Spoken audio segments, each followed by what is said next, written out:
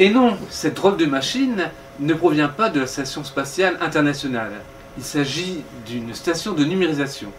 Installée depuis quelques mois à la médiathèque, elle appartient à l'Institut de recherche et d'histoire des textes, une unité réputée du Centre national de la recherche scientifique, dont la mission est l'étude des manuscrits médiévaux. L'Institut de recherche et d'histoire des textes conduit des campagnes de numérisation partout en France en collaboration avec les bibliothèques publiques.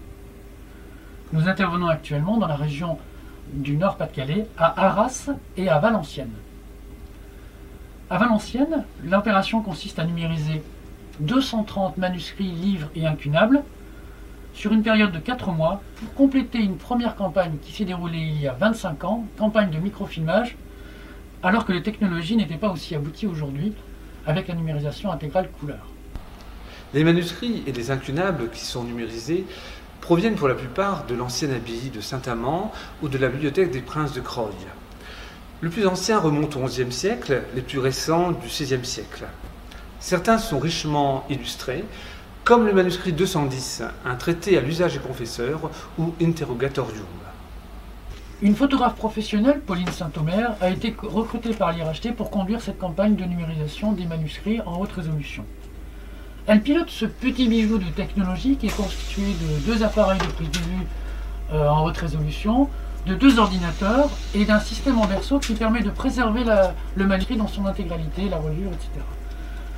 Cette station de numérisation est beaucoup plus adaptée que la station qui est actuellement installée à la bibliothèque de Valenciennes et qui permet donc de numériser aussi des cartes, des plans et des livres. Donc, mon travail consiste à numériser en haute résolution la totalité de l'ouvrage, donc tel que le décor, le texte et la reliure.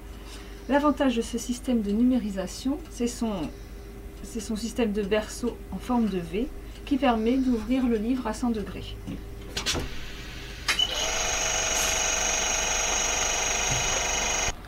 Une fois numérisés, ces 200 livres pourront être visionnés sur le site de l'Institut de recherche et d'histoire des textes ou sur Patrimoine numérique, la bibliothèque en ligne de la médiathèque Simone Veil de Valenciennes. Cette technologie permet aux chercheurs du monde entier de pouvoir accéder à ces documents sans être contraints de venir à Valenciennes, à tout à chacun de pouvoir contempler ces trésors souvent inaccessibles et tout en assurant leur conservation.